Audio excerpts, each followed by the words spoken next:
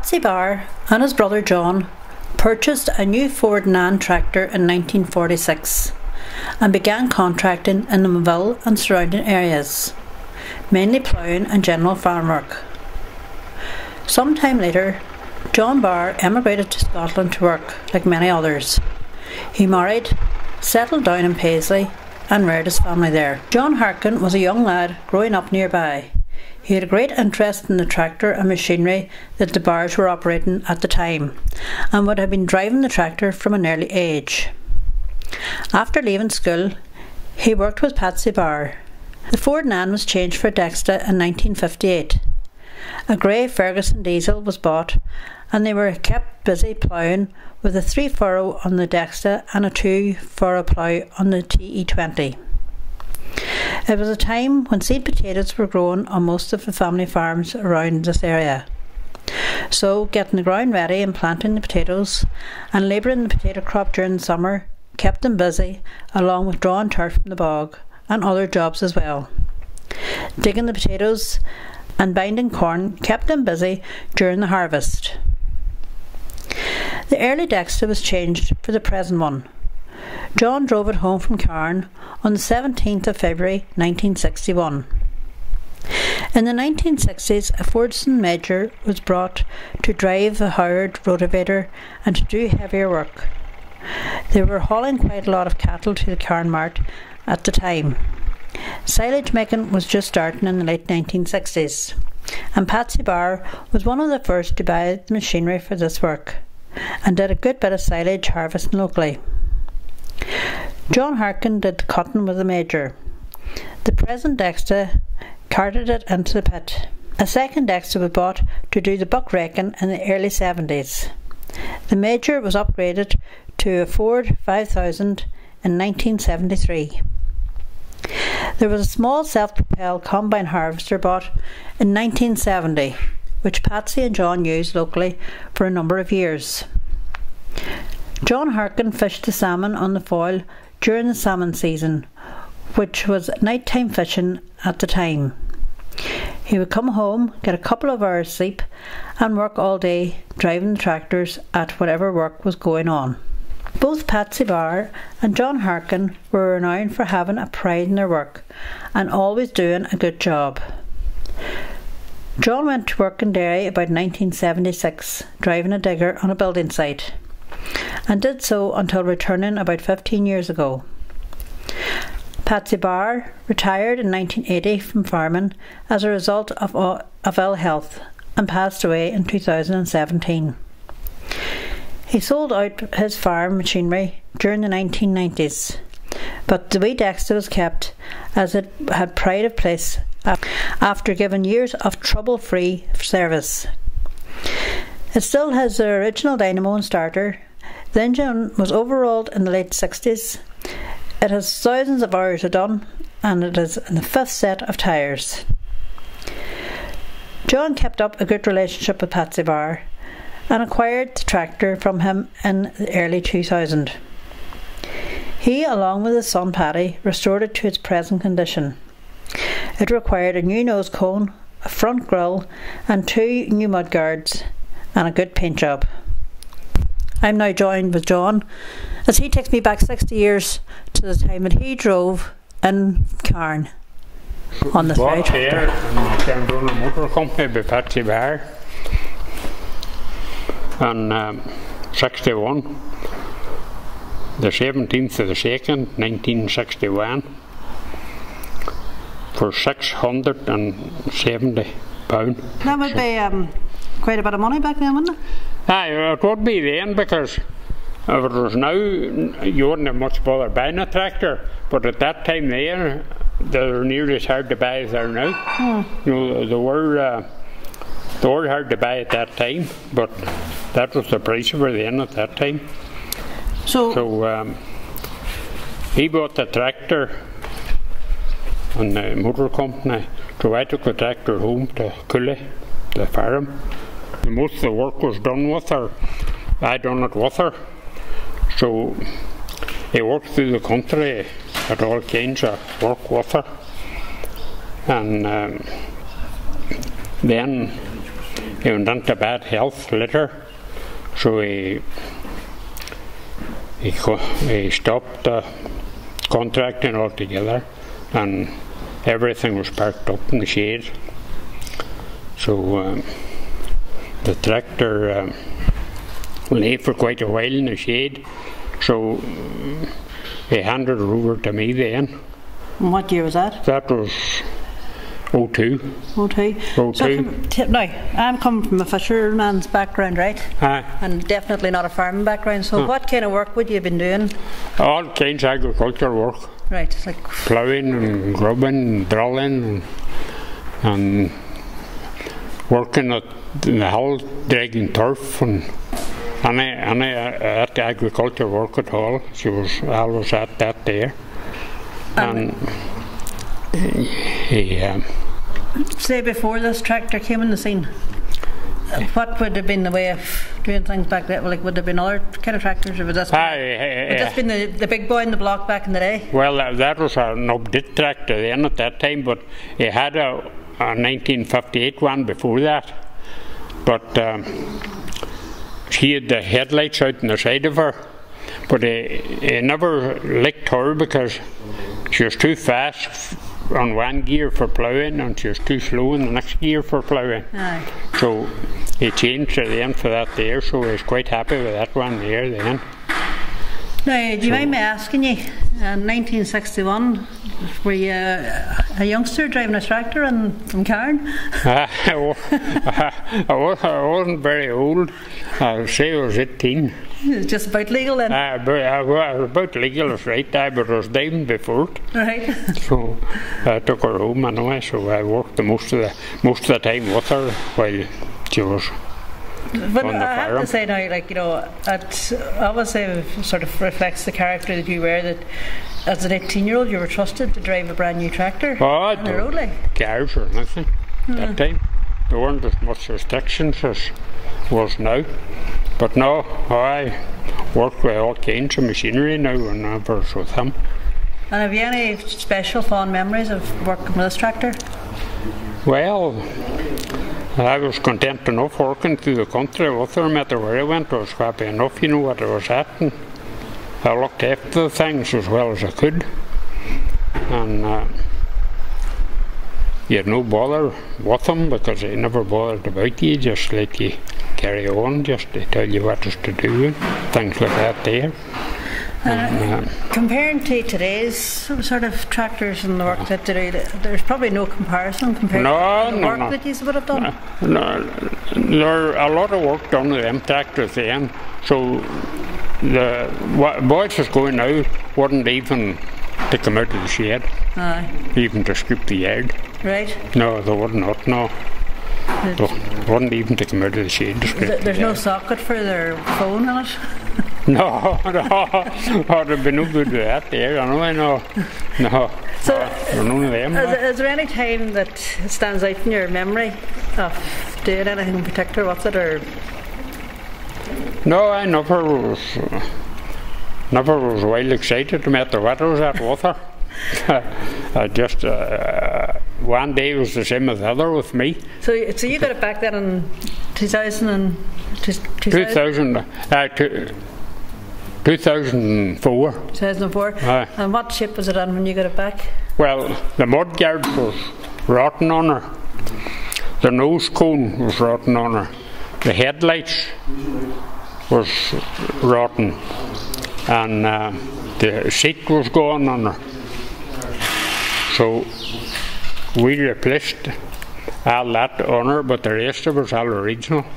Right. So that's the fifth set of tyres there. That's on her. So she was kept in very good nick then. She was well kept. She was well kept now and well looked after. You had her serviced well and things like that. You had her no bother with anything breaking down. You had her no bother with anything breaking down. But then he gave up. Then he had heart trouble. He packed all in the end. So she was packed in for the shade for a good number of years. So then they said then for me to take the tractor and do her up myself. So I took the tractor anyway. in 05, Patrick and me went down to Cooley and we bought all the new parts for her and took them home. So then in 06, the tractor was completed and Patrick done all tiller and sail, painted her and left her just as she looks now.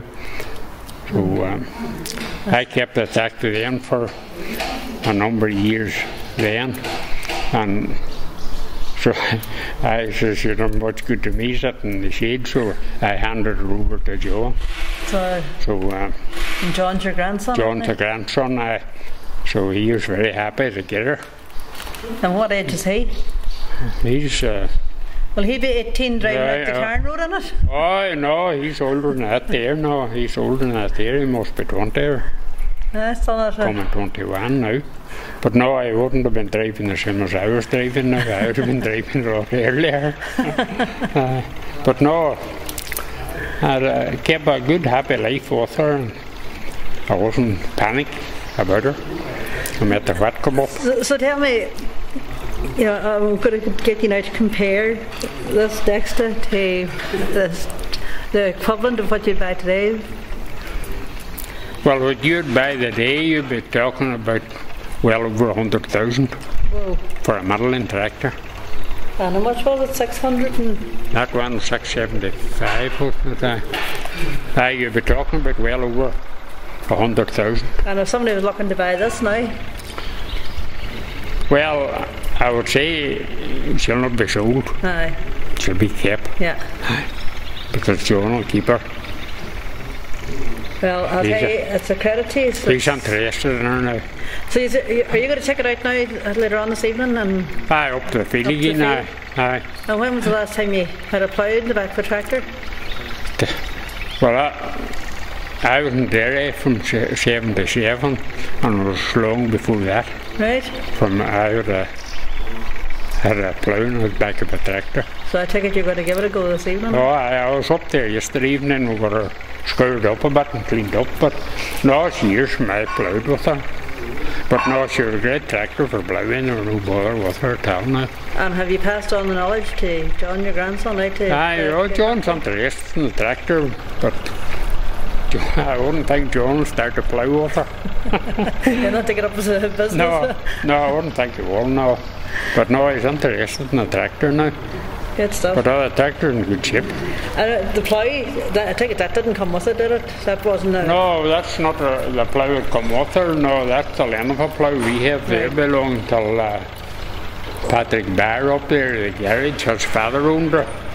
So he had her for years, and she's 19 or 20 years lying in the bushes. And she was took out and scoured up and cleaned up there yesterday evening to go up the plough with her. But no, I don't know where the ploughs belonging to her went to. But there were a 3-4 set of ploughs with her too at the time. And I was saying, that I came from a fishing background earlier there. Aye. And I believe that you done a bit of both. That it was during the night you were. I done a year with not a year, but a fishing season, the salmon season with Barney Gill and Greencastle. We John McCormick. Right. Done a season with them, and then later on, there a man Long, a Yankee, come to McNamara's at that time, and he had 2 boats. So I went in one of the boats with them. Then they were handy with Mickey McGogan and Patrick Harkin up in the park at the time. Well, there were different boys on with us, but I done a fair many years with them. So I fished all night and went to bed a couple of hours and went then and caught silage all day. I don't think they make men like that anymore, you know. They wouldn't want to be keeping our overtime anyway. But no, I went then at night and I went during the day then and caught silage all day and went then fished at night again. Went to bed another few hours away and fish again. So I done 3 years through the country with the fishing mill. Yeah, alright. For Alan up at Dure. Right. I done 3 years. And was that the length of the country or just the county? Or? Oh, just around here. Just around here? And around Cooley's Point and Drum and around there just.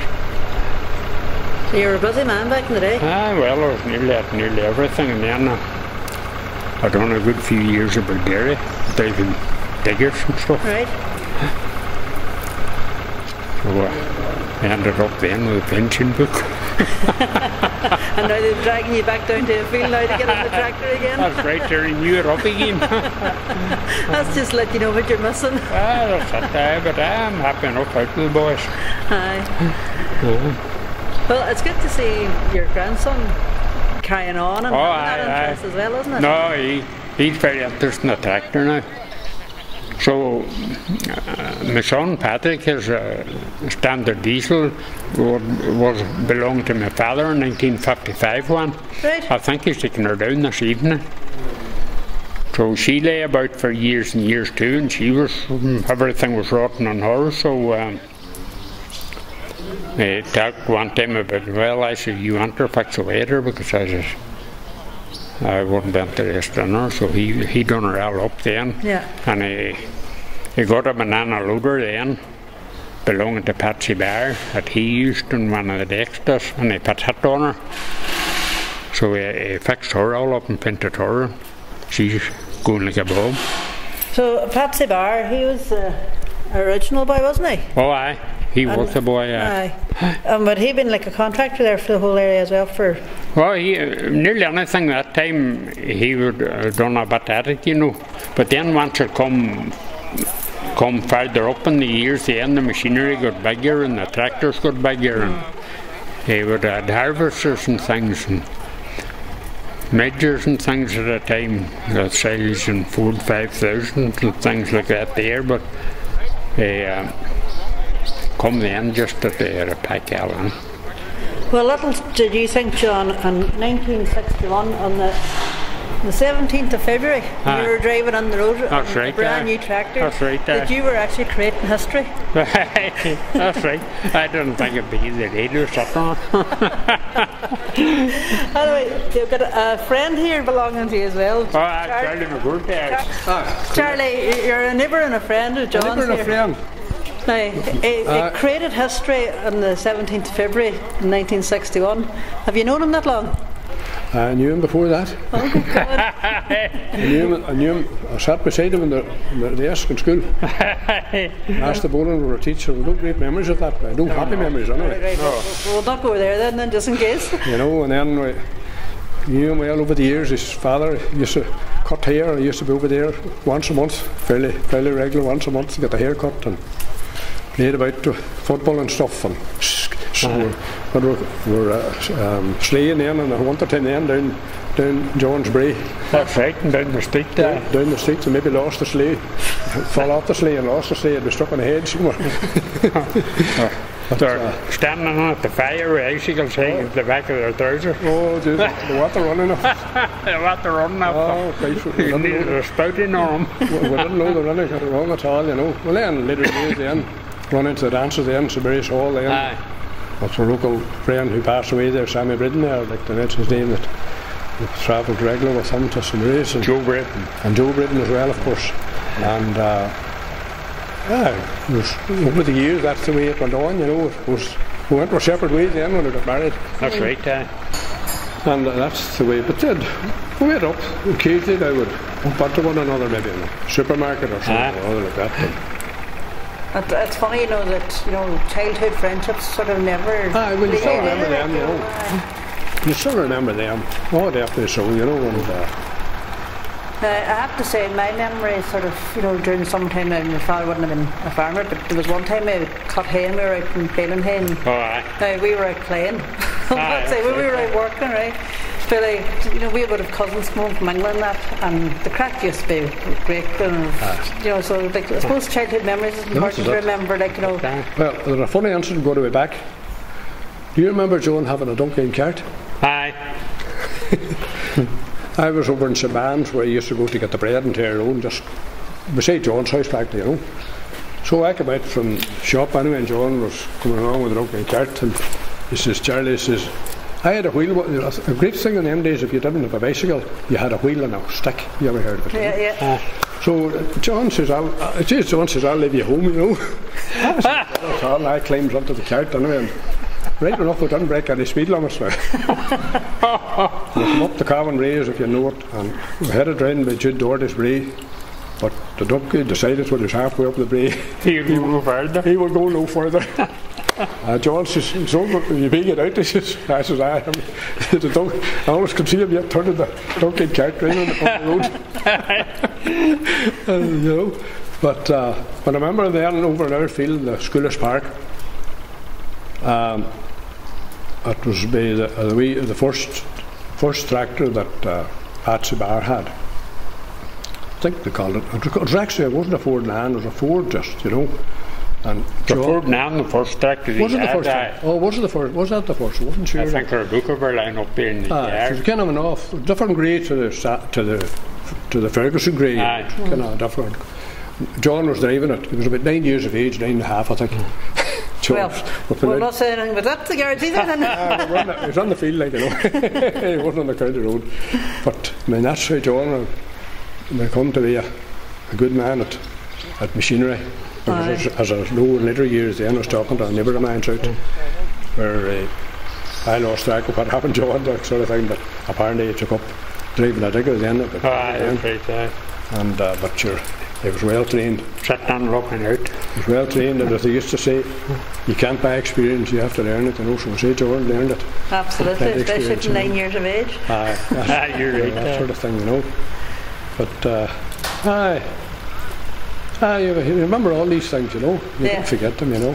I suppose it's important as well, like, you know, talking to his, well, exactly. Like such a, you know, yes, that's the thing. Keep on record and remember. Yeah. You know what life used to be like for two boys running about Cooley at 9 years of age. Well, that's true. Yeah. Well, those days you could run around anywhere and nobody, you know, you could be missing for half a day and nobody notice it, you know. There's no search party out for you, like, you know. So are you going to get in one of the tractors now this evening and do a bit of ploughing, or are you just going to be a spectator? It's a long time since I've been on a tractor now. I sort of went away from that then. I had to work on a farm myself in Doctor's Farm, but I moved away from it then. I gave it up then when I got married, you know, and I took up a different job then, you know. But so that had been 50 years since I had been doing any work, you know. The most of them things as well, it's a job on their own. If you're not interested, you better not bet it. No, absolutely. I never was well into it. You know, if you're not interested in the job, you don't have when you had to do it, like, you know. Yeah. You don't have when you had to do it. You'd have to forget about it, just. That sort of thing. You're that way. And I suppose there have been a lot of maintenance involved as well, like, you know, keeping your machinery, well, you know, and good work in order, because you couldn't really afford to miss a season. No. Because well, the only thing it does, I never mind them tractors broke down. No. If anything went on them, they were to go to the yard, and the new part was gotten or dismantled and stuck on them, and they're out the next morning again. Right. So they're dependent. Or you never were to a tractor. No. They were always going on the starter. Imagine that. If she needed a battery, it was put on her, and if she needed anything done to her, it all was done to her. She weren't. That's the difference, you see. So, I suppose, you know, you could talk about tractors like that, but with Patsy here, and Patsy's sort of a more modern tractor now. No. I see the tractor, Patsy. I remember this tractor here, working here. Right. John working with this tractor here, and Patsy as well. He was very particular. He was too particular nearly, John, wasn't he? But he done everything right. He wasn't happy unless it was done right. And she ploughing or opening the door. That had to be right. Everything had to be straight. Had to be right. Had to be right. If it wasn't right, there would be nothing done to it. It would be left right. That's the kind of a way he worked. I suppose they had yourself to make sure that it happened as well, like. Yeah, no bother. We serviced the tractor for sale. She got the filters now, and for a wet day to go into the shade and service her yourself. And then parts of the runner, he was there himself. I always could walk at it himself. You could take a lift to that tractor there. They're not just as good a lift runners would be on a massive tractor. If you're working maybe sometimes with someone very heavy on her, you could damage it a bit. He could take a 45-gallon drum and lift it out behind her there and screw the lift out and throw her back in the top of it.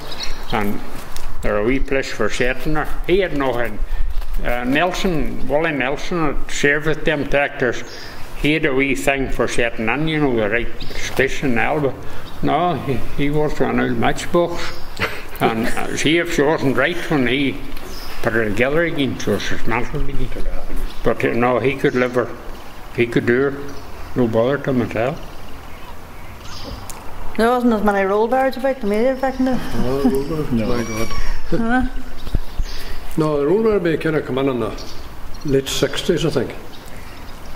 68, what do we get? I don't know when they come in there. The 70s. Hey? 70s, something like that there. Without the compulsory. Cabs and all come on compulsory. Well, the cab, no, I mean the fact that Fordson was what they call a super Dexta, that had a roll bar in it. But I think he got it on himself, but that'd be around 1968 or 69, I think, you know.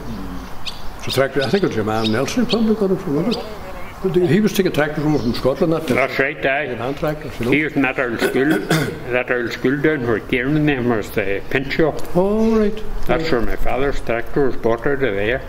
And I remember the 250 pound. 250. Imagine. God. But I remember the first time they serviced us. I don't know why it wasn't. I mean, well, your man mustn't have serviced him. Nelson had. No. He. Gee, the amount of dirt. It's never been serviced. The tractor must never been. The amount of glare and dirt and all sorts of stuff come out of the sump and the drain of the first day. It was unbelievable. Stuff was all sorts of stuff in it. There even bits, I know, well, it wasn't nuts, but some other kind of old stuff. Some that shouldn't have been in there. Where? You know. You don't bring your father with a standard diesel. Yeah. Patsy Barr bought that standard diesel with that loader on her. Patrick is there now. 64. And he took the loader off her and he put it on the old standard diesel that he had, and your father bought the other one off him. Imagine. I'm thinking back, you know, I gathered back sometime. In the early 60s. Was it horses that? Were they a tractor that time, your father and Danny? Horses, about 1962, 61, 62, 63.